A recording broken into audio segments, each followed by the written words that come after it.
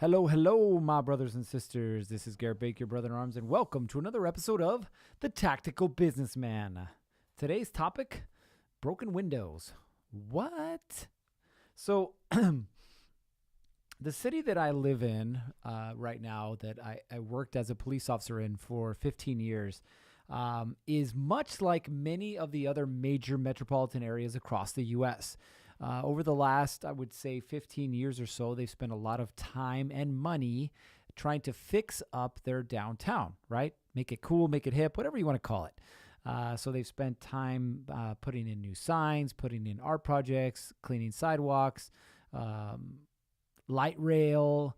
So all of these projects meant to do what? Meant to make the downtown more attractive. And if you live in any major metropolitan area, you know exactly what I'm talking about. They're trying to bring the cool back to downtown. They're trying to bring people back to the area to enjoy it, to participate in it, and those kind of things. Well, when you think about when this all started, if you ask me, you can trace it back to something that happened in New York. It started in the 80s, and then continued through the 90s, and so on and so forth. And there was a gentleman who wrote a book, and it was based on this concept called the broken windows theory. He wrote it or talked about it in like 1982. Super long time ago. Yes, unfortunately, I was alive back then. So when he's talking about this broken window theory, what he's talking about is like it's a strategy. Basically, how it started off was a strategy to prevent vandalism. And according to this man, George Kelling, the way to prevent vandalism is by doing little things, right? And one of these little things was to repair broken windows. So think about this. If you're walking down a street and you turn down an alley or you turn down a street or whatever, and the buildings look old and dejected, they're broken out, what do you immediately start to feel? You start to feel like scared. You start to feel unsure. You start to feel like it's an unsafe place for you to be in versus a street that you're walking down. And yeah, the buildings may be old or whatever, but you know, the sidewalks are clean. The streets are well taken care of. The windows aren't broken. You know, you feel safer in that type of environment. So what he's talking about in this article that eventually again became this book was that if you repair broken windows in a short period of time, then the tendency or the likelihood of the vandals coming back to break windows or do further damage, paint graffiti or anything like that, starts to go down. So you clean up the sidewalk every day, then the likelihood of there being a bunch of litter everywhere goes down. So as one person starts to take care of things, it creates this environment where other people want to do the same thing. And so eventually people not only take ownership, but they start to feel safer in this environment. And this was the whole premise of it. Well, there was a police chief in New York, and he started with the New York Transit Authority. His name was William Bratton. If you're familiar in this space, he was eventually the chief of the New York Police Department. Now, William Bratton was, I won't call him a student, but he loved the way that this man, George Kelling, worked, how he thought, and so he wanted to implement a bunch of his strategies. So in 1985, right, mid-80s, he took over the New York Transit Authority. If you've ever been on a New York subway, you know it can be a little interesting sometimes. But it was even more interesting back then.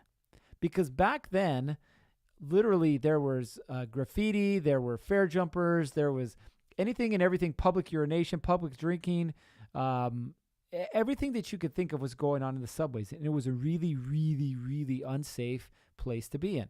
The problem is that there are literally, I think it's like 5 million people a day that take the subways in New York. So they were having a huge issue. So William Bratton introduced this concept of the broken window theory.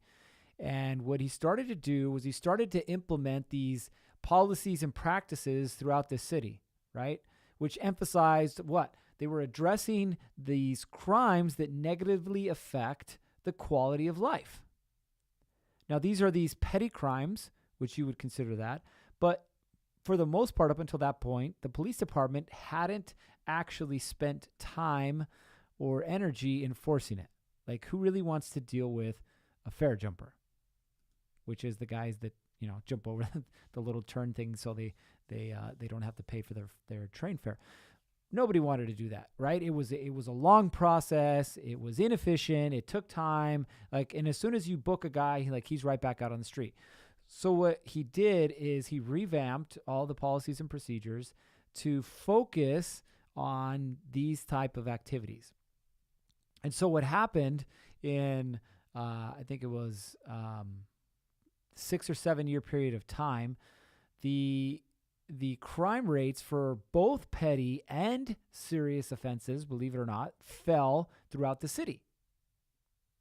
And so the question is, was it related to this broken windows theory? Like, he cleaned up the subway, basically. If you go to the subway now, you won't see a bunch of graffiti. You won't see a bunch of public drinking. You won't see people pissing on the walls. You won't see this stuff.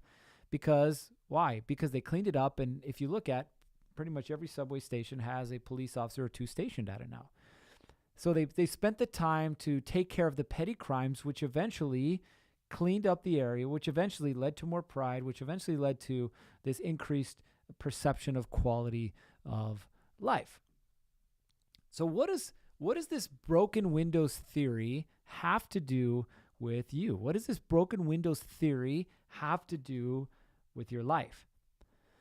Well, interestingly enough, this has a lot to do with it. And I kind of want to relate it to your business first, and then we'll dive into this personal life. Think about this. How is it that you show up at work every day? How is it that your office looks like every day? Whether it's just you, whether it's you and an employee, whether it's you and 10 and 15, 20, 100, 1,000 employees, what is it that people walk into? In other words, what do they perceive as being the quality of life inside of your business? This could be not only the perception of your employees, but if you have a brick and mortar location, it could be the perception of your clients as well. And I thought about this when I walked into my office the other day. Now, my office is not huge, for those of you thinking that. It's literally a 12 by 12 office. Yes, that's it. It's not very big. I get a lot of stuff done here. And again, I have access to other rooms as need be. But it's basically a 12 by 12 office. And I walked into the room last week and I looked around. And I had a case of water bottles on the floor. I had a computer carrying case on the floor. I had my camera bag on the floor. I had some T-shirts draped over some chairs. I had some books scattered on a shelf. I had papers and notebooks and pens scattered all over my desk. It was all over the place. And then I realized that when I walk into this office, there is no feeling that's making me say, hey, there's no pride of ownership here. And which was really translating into my ability to focus on my business, my ability to put out a good product, these type of things. And I was able to establish this direct correlation into that. So I ask you the same question. When you walk into the office, what does it look like? Does it look like somebody who's going to work? Or does it look like a pigsty? And I say that because honestly, that's what I felt that my office looked like at the time. So I spent some time cleaning it up. And here I am sitting in my office again, and I'm looking around at it. And I'm like, cool. This guy means business. His books are stacked nicely on the shelf. He doesn't have shirts lying everywhere. His water bottles are neatly stacked on the wall. His computer cases are put away. And everything's clean. The floor's been cleaned. The trash has been taken out. It sounds like some stupid little things, but really what it does is it opens up your mind to this possibility of creating new things based on what? Your environment. So if you live in an environment at work that makes you feel shitty, well, guess what? Then you're probably going to put out a bad product. Your employees are probably going to put out a bad product. Your customers are probably not going to want to buy from you. So this broken windows theory applies that very same way. Now, I also want you to think about this in your personal life. Now, this is an interesting take, right? Think about the broken windows theory in your personal life. We talk a lot about work-life balance, and some of the tips and some of the tricks and some of the strategies you've heard myself and some of the guests on this show talk about.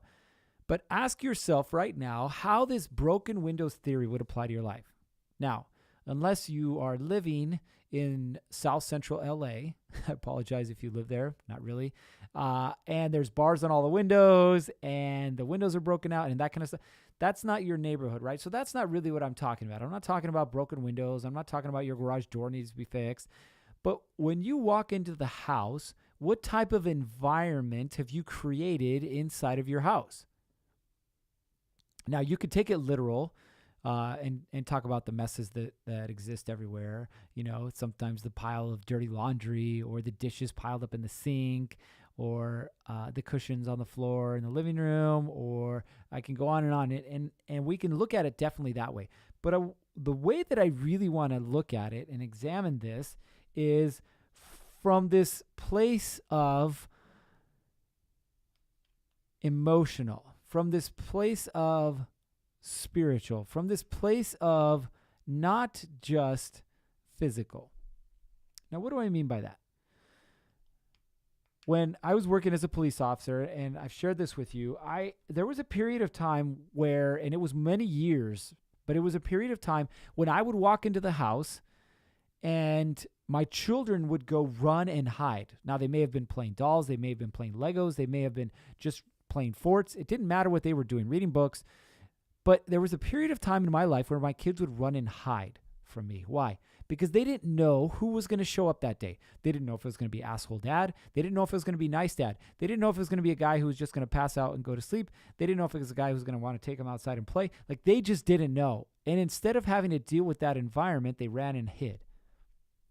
In other words, the environment that I was creating during that period of time was not one that was conducive to what?